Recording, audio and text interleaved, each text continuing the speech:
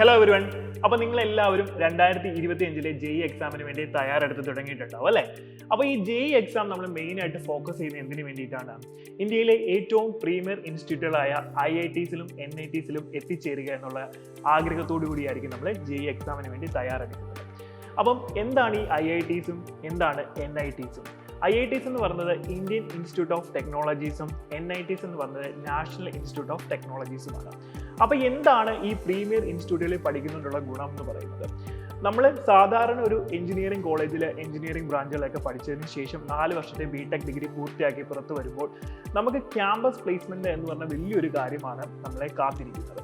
അപ്പോൾ സാധാരണ ഒരു കോളേജിൽ നമുക്ക് ലിമിറ്റഡ് ഓപ്ഷൻസ് മാത്രമായിരിക്കും റിക്രൂട്ട്മെന്റുകളിൽ ഉണ്ടാവുന്നത്. അതേസമയം നിങ്ങൾ പ്രീമിയർ ഇൻസ്റ്റിറ്റ്യൂട്ടുകളായ IITസിലും NITസിലും പഠിച്ചാൽ നമുക്ക് ധാരാളം ഓപ്ഷൻസ് ആയിരിക്കും റിക്രൂട്ട്മെന്റ് സഹിതം നമ്മൾ നോക്കിക്കഴിഞ്ഞാൽ ഉണ്ടാവുന്നത്. അപ്പം നമ്മുടെ ഇന്ത്യയിലെ ഏറ്റവും പ്രധാനപ്പെട്ട IITs ഏതൊക്കെയാണ് നമുക്കൊന്ന് നോക്കാം. അപ്പം നമുക്ക് മെയിൻ ആയിട്ട് ടോപ്പ് 5 IITs ആദ്യം ഒന്ന് പരിചയപ്പെടാം. അപ്പം അതിൽ ആദ്യം വരുന്നത് IIT മദ്രാസ് ആണ്, നമുക്കറിയാം ചെന്നൈയിലാണ്. ദെൻ IIT ഡൽഹി ആണ് വരുന്നത്. Then IIT Bombay, IIT Kharagpur, IIT Kanpur എന്നിവയാണ് ടോപ്പ് 5 IITs കാറ്റഗറീസ് വരുന്നത്. ദെൻ ഇത് കൂടാതെ റൂർക്കെ, ഗുവാഹട്ടി, ഹൈദരാബാദ്, ഇൻഡോർ, വാരണാസി തുടങ്ങിയ IITസും നമുക്കുണ്ട്.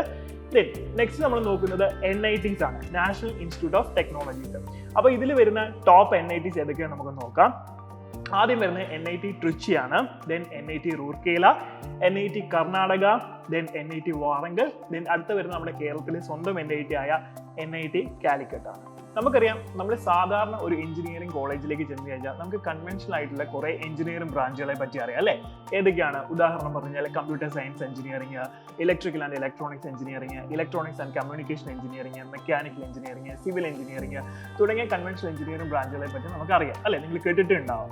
അതേസമയം നമ്മൾ IITസിലേക്കും NITസിലേക്കും പോയി കഴിഞ്ഞാൽ നമുക്ക് വെറൈറ്റീസ് ഓഫ് എഞ്ചിനീയറിംഗ് ബ്രാഞ്ചുകൾ നമുക്ക് എന്ത് ചെയ്യാൻ പറ്റും? കാണാൻ സാധിക്കും. അതിനൊരു എക്സാമ്പിൾ നമുക്ക് പറയാം. ഇപ്പോൾ IIT മദ്രാസ് ഞാൻ എടുത്തു കഴിഞ്ഞാൽ നമുക്ക് നാട്ടിലില്ലാത്ത പല എഞ്ചിനീയറിംഗ് ബ്രാഞ്ചുകളും നമുക്ക് എന്തായിരിക്കും അവിടെ അവൈലബിൾ ആണ്. അതിൻ്റെ ഒരു എക്സാമ്പിൾ ആണ് നമുക്ക് എയ്റോസ്പേസ് എഞ്ചിനീയറിംഗ് പറയാം. Then applied mechanics and biomedical engineering, then ocean engineering. പിന്നെ നിങ്ങൾ എല്ലാവരും കാത്തിരിക്കുന്ന നമ്മുടെ ഇന്നത്തെ കാലഘട്ടത്തിന് ഏറ്റവും അനുയോജ്യമായ ഒരു ബ്രാഞ്ചാണ് data science and artificial intelligence എന്ന് പറയുന്നത്. അപ്പം ഇപ്പം എല്ലാ കുട്ടികളും ആർട്ടിഫിഷ്യൽ ഇന്റലിജൻസിലേക്ക് പഠിക്കാനുള്ള ഒരു ആഗ്രഹം പ്രകടിപ്പിക്കുന്നുണ്ട്. അപ്പം നിങ്ങൾക്ക് ഈ IITs തീർച്ചയായിട്ടും ഓപ്റ്റ് ചെയ്യാവുന്നതാണ്. അപ്പോൾ വെറൈറ്റീസ് ഓഫ് കോഴ്സ് ആണ് നമ്മുടെ IITസിന്റെയും അതുപോലെ തന്നെ NITസിന്റെയും പ്രത്യേകത എന്ന് പറയുന്നത്. ഇത് കൂടാതെ നിങ്ങൾക്ക് IIT ഓപ്റ്റ് ചെയ്യുമ്പോൾ നിങ്ങൾക്ക് BTech മാത്രമായിട്ടും പഠിക്കാം. അതേപോലെ തന്നെ BTech MTech ഡ്യുവൽ ഡിഗ്രി, അതായത് 5 വർഷം നീണ്ടു നിൽക്കുന്ന BTech MTech ഡ്യുവൽ ഡിഗ്രി നിങ്ങൾക്ക് എന്ത് ചെയ്യാം? ഓപ്റ്റ് ചെയ്യാവുന്നതാണ്. BTech മാത്രമാണെങ്കിൽ നിങ്ങൾ 4 വർഷം പഠിക്കണം. ദെൻ അതിനുശേഷം നിങ്ങൾ MTechന് പോവുകയാണെങ്കിൽ നിങ്ങൾ 2 വർഷം സെപ്പറേറ്റ് പഠിക്കേണ്ടതായിട്ടുണ്ട്. അപ്പോൾ ഈ ഡ്യുവൽ ഡിഗ്രി എടുക്കുകയാണെങ്കിൽ 5 വർഷം കൊണ്ട് നിങ്ങൾക്ക് എന്ത് ചെയ്യാൻ പറ്റും? ഇന്റഗ്രേറ്റഡ് MTech നിങ്ങൾക്ക് കംപ്ലീറ്റ് ചെയ്തെടുക്കാനായിട്ട് സാധിക്കും. ഇനി IITസിലേക്ക് എത്തിച്ചേരാൻ വേണ്ടിയിട്ടാണ് നമ്മൾ എന്ത് ചെയ്യുന്നത്? JEE മെയിനും JEE അഡ്വാൻസ്ഡും ക്വാളിഫൈ ചെയ്യുന്നത്. അതേപോലെ NIT മാത്രമാണ് നിങ്ങൾക്ക് പഠിക്കേണ്ടതെങ്കിൽ നിങ്ങൾ JEE മെയിൻ ഫസ്റ്റ് ആയിട്ടും ക്വാളിഫൈ ചെയ്യാന്നുള്ളതാണ് വേണ്ടത്. IITസും NITസും കൂടാതെ JEE മെയിൻ എക്സാം വഴി നമുക്ക് ചൂസ് ചെയ്യാൻ പറ്റുന്ന മറ്റൊരു ഓപ്ഷനാണ് IISER എന്ന് പറയുന്നത്. അപ്പോൾ നിങ്ങൾ റിസർച്ച് ഓറിയന്റഡ് ആയിട്ട് പഠിക്കാൻ ആഗ്രഹിക്കുന്ന കുട്ടികളാണെന്നുണ്ടെങ്കിൽ IISER നിങ്ങൾക്ക് നല്ലൊരു ഓപ്ഷൻ തന്നെയാണ്. അപ്പം നമുക്ക് മെയിൻ ആയിട്ട് വരുന്ന ടോപ്പ് ആയിട്ട് വരുന്ന IISERകൾ ഏതൊക്കെയാണെന്ന് നോക്കാം.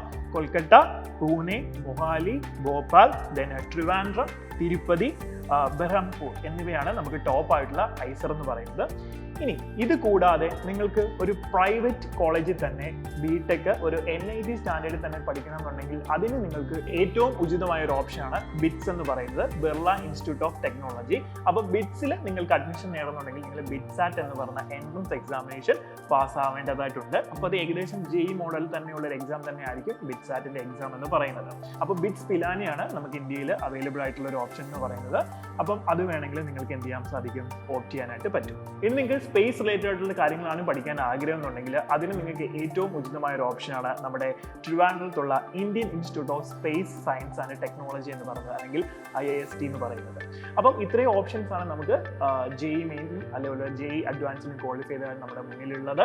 ഇതുകൂടാതെ JEE മെയിൻ എക്സാം വഴി നിങ്ങൾക്ക് അഡ്മിഷൻ നേടാൻ സാധിക്കുന്ന മറ്റു പല സ്ഥാപനങ്ങളും ഉണ്ട്. അവയെപ്പറ്റി നമുക്ക് കൂടുതലായിട്ട് ഇനി ഡിസ്കസ് ചെയ്യുന്നതായിരിക്കും. അപ്പം ഇത് ഏകദേശം നിങ്ങൾ മെയിൻ ആയിട്ടുള്ള ഒരു കാര്യം അറിഞ്ഞിരിക്കുക. അപ്പോൾ എന്തായാലും നല്ല രീതിയിൽ തന്നെ പ്രിപ്പയർ ചെയ്യുക. നമ്മുടെ ലക്ഷ്യത്തിലേക്ക് എത്തിച്ചേരാനായിട്ട് ഹാർഡ് വർക്ക് ചെയ്യുക. നമ്മുടെ മുന്നിൽ ധാരാളം ഓപ്ഷൻസ് ആണ് അവൈലബിൾ ആയിട്ടുള്ളത്. അപ്പോൾ എല്ലാവരും നന്നായിട്ട് പഠിക്കുക. All the best.